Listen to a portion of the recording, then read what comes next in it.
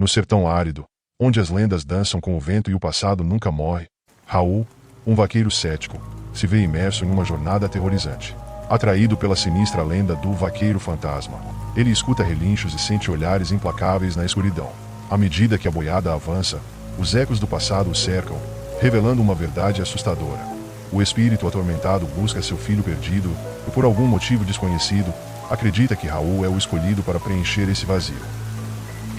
Meu nome é Raul, sou vaqueiro, assim como meu pai e meu avô foram antes de mim.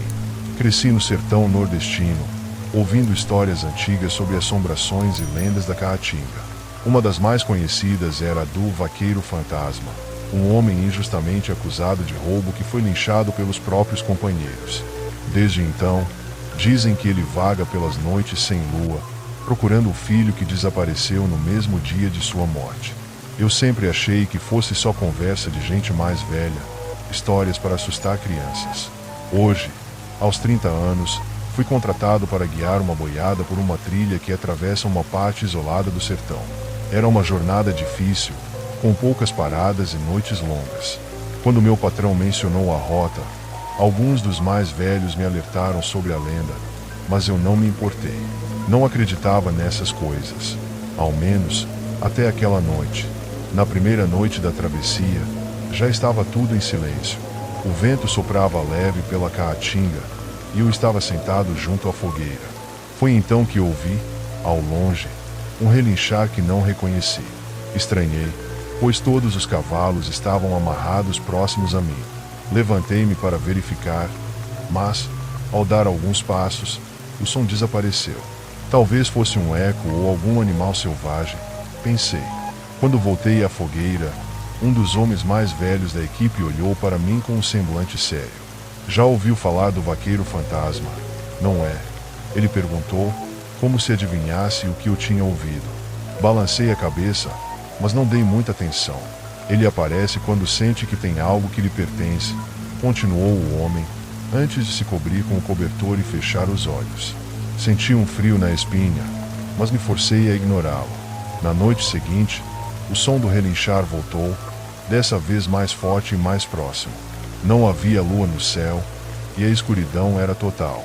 Fui verificar os cavalos mais uma vez, mas todos estavam calmos, amarrados no mesmo lugar. No entanto, algo me incomodava profundamente. Senti que havia mais alguém ali.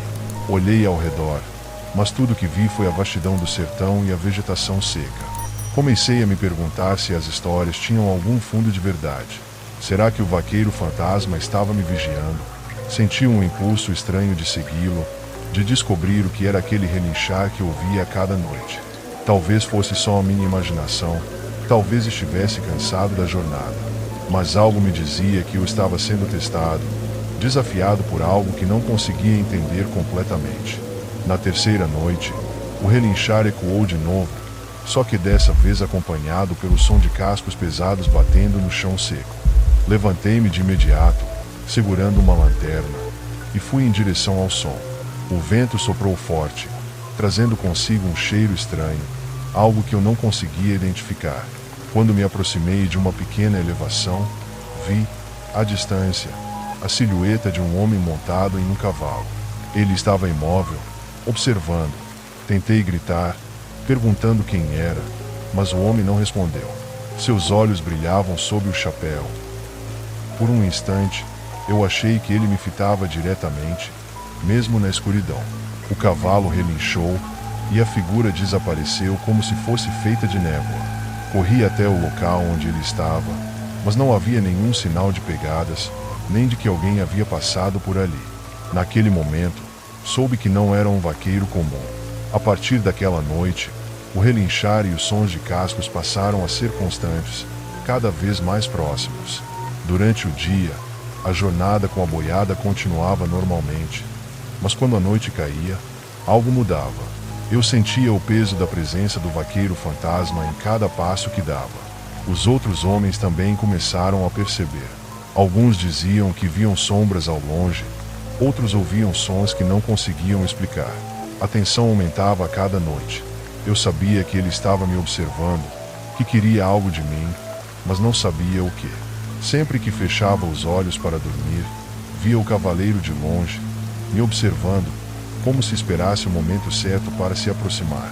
A lenda dizia que ele procurava por seu filho, mas por que estava me perseguindo? Será que acreditava que eu sabia onde seu filho estava? Naquela manhã, um dos vaqueiros mais velhos, chamado seu Antônio, me chamou de lado. Ele parecia abalado. Eu conhecia a história do vaqueiro fantasma desde menino. Começou. Seu filho desapareceu na mesma noite em que ele foi morto. Dizem que ele ainda cavalga pelo sertão, buscando um menino ou quem o possa substituir. Olhei para ele, confuso, porque ele me seguiria. Seu Antônio suspirou, olhando para o chão. Talvez ele acredite que você é o filho dele.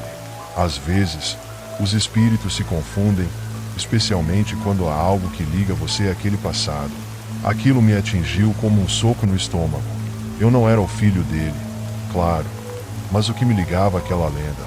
Será que, de alguma forma, estava marcado por algo que não conseguia entender?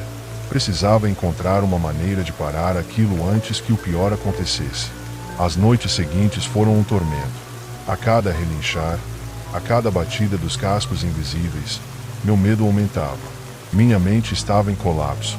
Passei a ver a silhueta do vaqueiro fantasma até durante o dia, quando o calor do sol distorcia o horizonte. Cada passo que dava me fazia sentir mais vulnerável.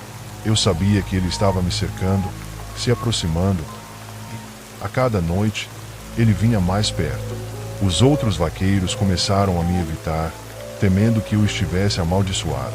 Mal conseguiam me olhar nos olhos. Eu também evitava meu próprio reflexo, pois toda vez que me olhava no espelho, via a sombra do vaqueiro atrás de mim. Comecei a questionar minha própria sanidade. Estava sendo perseguido por um espírito ou estava enlouquecendo? As vozes na minha cabeça diziam que ele estava perto de me levar. Na última noite da travessia, decidi enfrentar o vaqueiro fantasma. Não aguentava mais fugir. Quando ouvi o relinchar e o som dos cascos, segui o som até o coração da caatinga. O luar iluminava fracamente a trilha, e o vento parecia sussurrar meu nome. Sabia que estava perto. Finalmente, avistei a figura montada no cavalo, sua silhueta claramente visível sob a luz fraca. Eu não sou seu filho, gritei, com a voz tremendo, esperando que ele desaparecesse como antes. Mas dessa vez, ele não desapareceu. O cavalo avançou lentamente em minha direção, e o vaqueiro tirou o chapéu, revelando um rosto pálido e vazio, marcado pelo tempo.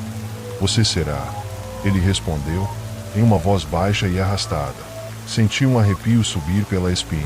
A sensação de que o fim estava próximo tomou conta de mim. Quando o cavalo se aproximou, algo dentro de mim reagiu. Puxei uma pequena medalha de São Sebastião que minha mãe havia me dado antes de partir e a ergui, tentando me proteger. O vaqueiro parou, e por um momento, pensei que a medalha o estivesse afastando.